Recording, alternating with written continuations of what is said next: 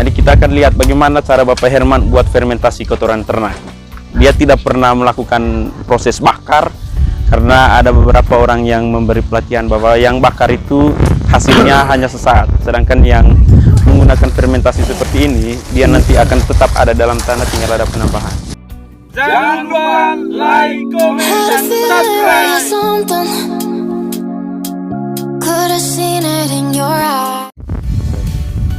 Kita akan sedikit wawancara dengan teman-teman petani di sini, kegiatan mereka sehari-hari seperti apa, terus yang mereka usahakan itu seperti apa. Nah, kebetulan kelompok ini merupakan salah satu kelompok yang sering saya kunjungi juga dari satu lembaga yayasan. Mereka ini usaha hortikultura.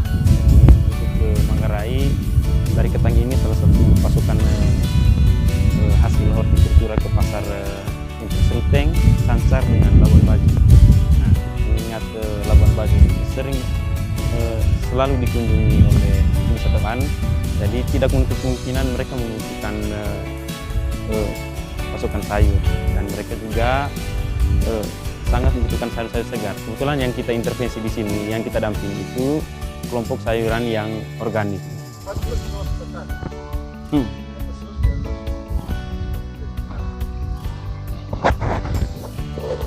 Oke teman-teman, jadi saya sekarang sudah ada di lahan, dan seperti yang kalian lihat sekarang kondisi tanamannya sudah tumbuh sangat bagus ya, karena perlakuannya adalah menggunakan pupuk kandang. Nah, hari ini kebetulan Bapak yang punya kebun juga ada di sini. Jadi kita sebentar sedikit coba diskusi seperti apa pekerjaannya mereka selama ini, bagaimana dengan kebutuhan pasarnya, apakah kebutuhan pasar itu setiap hari dipenuhi atau malah kurang pasokannya karena semakin sedikit orang yang usaha tanaman horti. Nasang daku Herman Jagul. Ya, gua Mama Lia ya. Nah, jadi apa bisa minggu so gitu Pak? Soal tiga umur 3 minggu sih. Kemudian pakai dasar pupuk kandang. Bukan. Jadi tanaman apa? Apa so? Mentimun. Mentimun. Ya. Jadi bagaimana dengan harga mentimun di pasar? Harga lite paga. Jadi 1.000 per biji. 1.000 per biji. Iya. 1.000 per biji. Jadi ayah lorong gitu tang main harga. Ya. Jadi, terus khusus untuk ngurus Ngurus lite sekitar 70 kilo nih. 70 kilo. Cabai rawit. Cabai rawit. Cabai rawit. Cabai rawit. Harga per kilo. Harga per kilo itu pertama 30.000. Kemudian kedua 50. Dapat harga 50 itu ga. Kemudian pol itu yang kena pas ga. Kena botak. Lagi curah hujan Yo, terlalu. maru usang bayi. Itu pisang kali panen 70 kilo. Sekitar 5 kali. 5 kali panen. 5 kali panen. Itu yang 70 kilo hasil. Itu. Jadi untuk sementara tema panen kole dia Toy. Temang ga.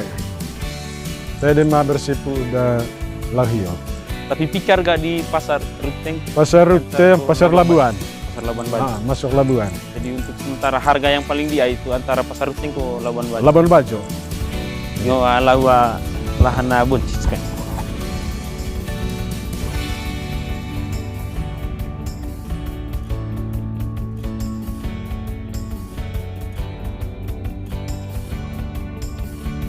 Jadi soga sudah panen berapa kali? 4 kali Pak.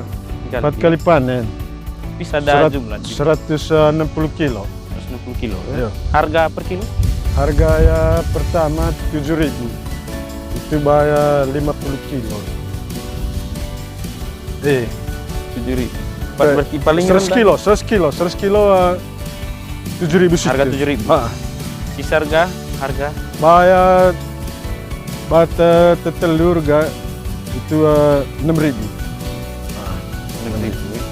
Jadi kalau sudah siap panen, ya? Ayo nih mesel panen keempat ya Pak. 4 hari, 4 hari. Soalnya di airtok itu. Ya. Dibuat lalapan bisa So,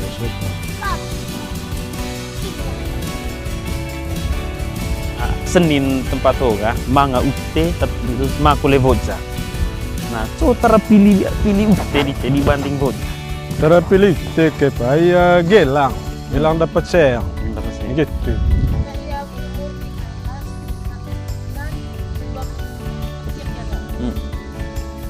Gelang. Voja. Jadi menurut Itega, biaya kerja de beri ute, aku beri voja itu lebih baiknya ini ya. Atau lebih adik yang kerja ute. Ringan ya. Gitu. Bayar target gitu. Gitu. Untuk Target sehingga hasil. sekian berarti harus beri sekian. Iya. Gitu. Hasilnya ya aku tema nice. Macam ini kerja ya Fombok, suavulang gak dapat share. Dapat sehingga. Macam timur kole. Timur gue Fombok camas. Iya. Suavulang ke Sebulan panen. sudah bisa panen. Panen kita gak. Gitu. Jadi itu kita dasar di tecotara lain dengan lahan yang di sebelah. Iya. Kebetulan di sebelah ada padi teman-teman. Jadi Bapak Ringan. Herman usahanya usaha horti. Dia sudah analisis jadi dari untung dan ruginya usaha horti. Hanya karena di sini kondisi lahan dan tanam padi itu sudah dari nenek moyangnya.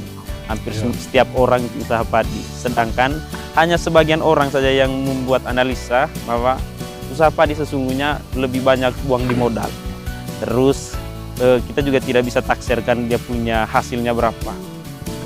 Nah, kebetulan di sini Bapak Herman sudah buka usaha, kebetulan lahan sebelumnya kan lahan sava dialih fungsi jadi lahan horti.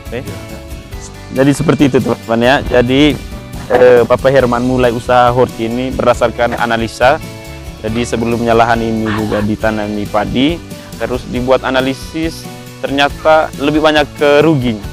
Rugi waktu, rugi uang, dan rugi tenaga.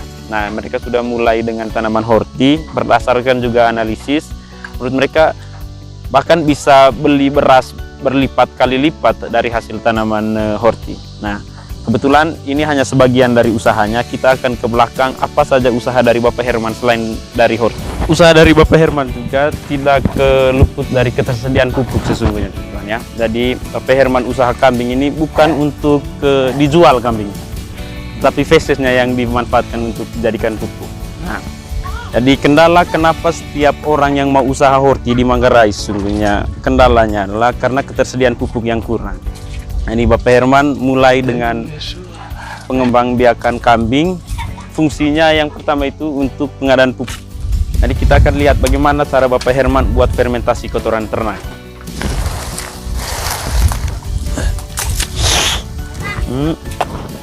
Jadi cara fermentasinya seperti ini, sangat simpel, sangat sederhana. Di belakang kandang ini dibuat satu kubangan semacam lubang sampah. Dalamnya ini 1 meter. Jadi ini semua adalah kotoran ternak yang difermentasi. Oke.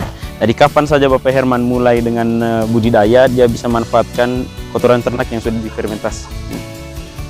Jadi untuk sementara, karena kondisi lahannya seperti ini, sesuai dengan kebutuhan pupuknya, untuk sementara masih tersedia. Nah, tetapi yang paling unik di sini adalah Bapak Herman coba usaha ternak kambing tidak untuk jual kambing, tetapi dia manfaatkan dia punya feses.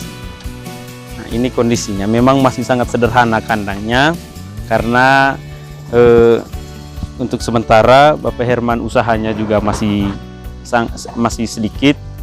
Mudah-mudahan kedepannya lebih banyak untuk dapat lahan baru atau lahan yang bisa dikontrakkan sehingga usahanya bisa lebih besar.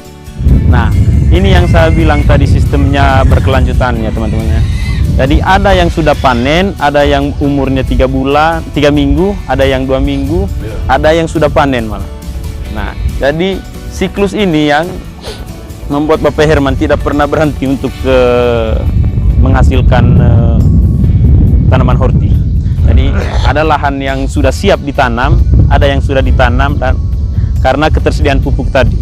Nah, ini lahan baru nanti. Nanam berapa Uca? Betul ya Fombok. Kurang lebih sampai 100 apa?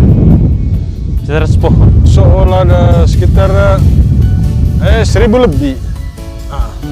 1000 lebih. Hanya 1000 lebih, no, solar. Iya. Nah, jadi kondisi lahan di sini yang dibuat oleh Bapak Herman ini dia punya cara kerjanya itu masih sangat manual, sangat tradisional. Jadi ini digali pakai skop, pakai manual, tidak pakai mesin.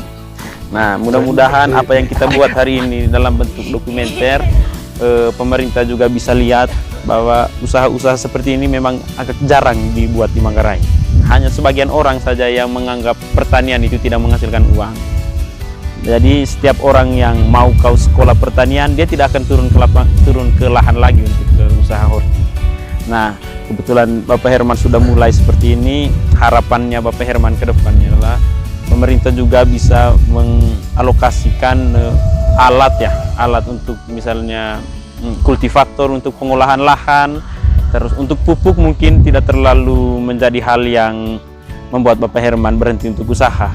Harapan untuk ke pemerintahnya adalah pengadaan alat kultivator atau traktor mini. Yang membuat orang sering datang ke sini adalah keunikannya adalah Bapak Herman mulai dengan tanaman horti, sedangkan di sekitarnya orang usahanya usaha tanaman padi. Nah, yang uniknya lagi hari ini kita lihat ada padi merah ya. Bocah apa? Bocah ya.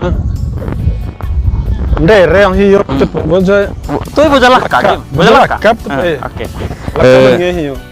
Jadi ini padi merah ini bahasa Manggarainya boja laka. Boja laka. Jadi masyarakat di Manggarai sering sebut boja laka. Warnanya berbeda dengan yang ini. Ini yang biasa, sedangkan ini yang warnanya merah. Ini katanya nasinya, hasilnya nanti itu benar-benar pulen. Terus aromanya juga sangat wangi.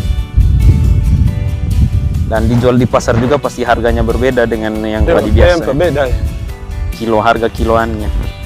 Karena nanti ini juga diproses, kayaknya tidak digiling, pakai tumbuk manual sehingga rasa pulen dengan warnanya itu tidak berubah. Bojalaka. Tapi umurnya hampir sama, Pak. Umur panen. Tuh, beda skor. Ya lebih behe. Lambat ini skor. Jadi umur panennya ini berbeda, kurang lebih bisa 6 bulan. 6 bulan. Yang ini, yang merah ini bojalaka alias beras merah, padi merah. Dia umur panennya sekitar 6 bulanan panen. Sedangkan ini 5 bulan. Ya, ini 5 bulan. Padi biasa orang. Oke, jadi sekian saja hari ini sedikit wawancara dengan Bapak Herman, dan ini merupakan video dokumenter pertama kita, dokumenter pertanian. Jadi konteks kita terakhir ke depannya adalah jadikan pertanian itu juga jadi wisata pertanian. Jadi bisa disebut agrowisata pertanian.